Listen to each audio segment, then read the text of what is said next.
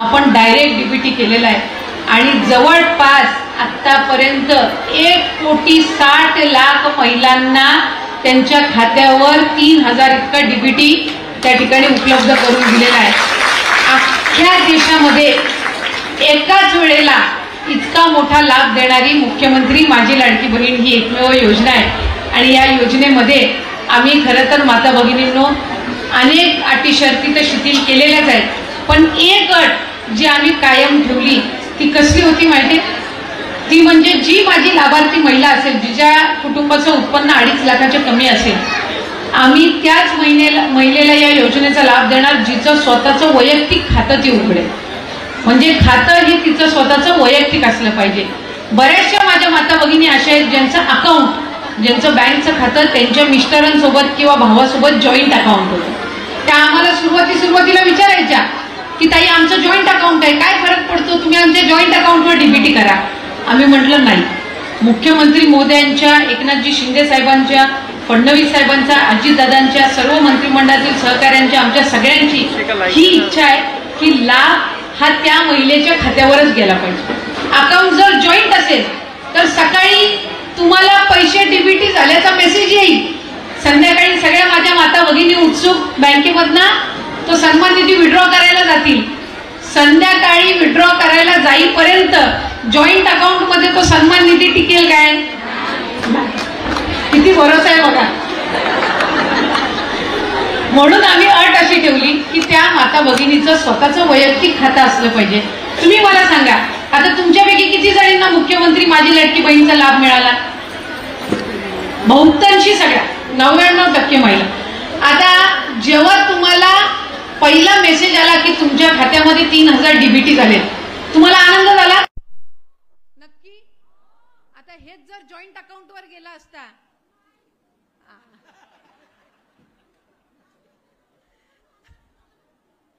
म्हणजे खऱ्या अर्थानं आज आपण ही एक अट टाकली साहेब, पण त्यांच्या वैयक्तिक खात्यावर आज हा 1500चा सन्मान निधी द्यायचो।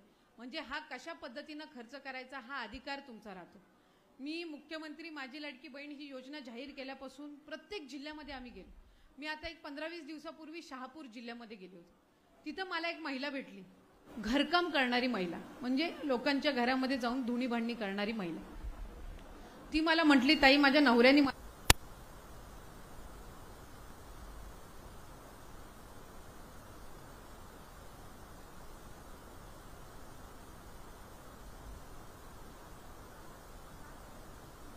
प्रत्येक घरातून 800-900 असे मिळतात, जेमतेम 3,500-4,000 हजार माझ्या हातात येतात।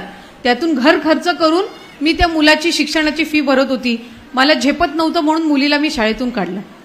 तुमची दर महिन्याची ही 1500ची योजना आली, मी माझ्या मुलीचं नाव परत शाळेत नोंदवते। हा फरक आहे या सन्मान निधीचा। ज्याच्याकडे सगळं आहे ना त्याला या गोष्टीची जाणीव नसते, पण ज्याच्याकडे नाहीये त्याला कळतं की आपण 1500 मध्ये काय करू शकतो। माझा मतदारसंघामध्ये एक तळ्यासारखा छोटा तालुका आहे, छोटी छोटी गावं आहेत, तिथे एकच बाजारपेठ आहे। मी त्या दिवशी त्या बाजारपेठमध्ये गणपती सार्वजनिक उत्सव मंडळाला भेट द्यायला गेली। मला त्या बाजारपेठमधले सगळे व्यापारी येऊन म्हटले, ताई आम्ही आभारी आहोत की तुम्ही ही मुख्यमंत्री माझी लाडकी बहीण योजना आणली। मी म्हणलं, अरे हे तर सर्व पुरुष आहेत, कदाचित घरातल्या त्यांच्या बायकांनी त्रास द्यायचा कमी केला असेल म्हणून हे आभार मानायला आलेत की काय? तर मी त्यांना विचारलं, तुम्ही का आभार मानताय? ते मला म्हटले, ताई तळ्यासारख्या छोट्या तालुक्यात दर महिन्याला 11 लाख निधी येतोय, कारण तिथं 7,500 लाभार्थी आहेत, म्हणजे दर महिन्याला 1500 येत आहेत, जवळपास 11-11.25 लाख निधी हा तळ्यासारख्या छोट्या तालुक्यामध्ये पडतोय। आणि जसे 1500 यांच्या अकाउंटला डीबीटी झाले, दुसऱ्या दिवशी या सगळ्या मार्केटमध्ये खरेदीला होत्या। म्हणजे आपोआपच मार्केटमधली वर्दळ वाढली। म्हणजे कशा पद्धतीनं आर्थिक चक्र फिरतं हे यातून आपल्याला निश्चितपणाने लक्षात येतं। आज मी मगाच्या एका कार्यक्रमामध्ये म्हटली की शिक्षणामध्ये कोकणाचं पॅटर्न आणि लातूरचं पॅटर्न ओळखलं जातं, मुख्यमंत्री माझी लाडकी बहीणमध्ये नागपूरचं पॅटर्न ओळखलं जाणार आहे।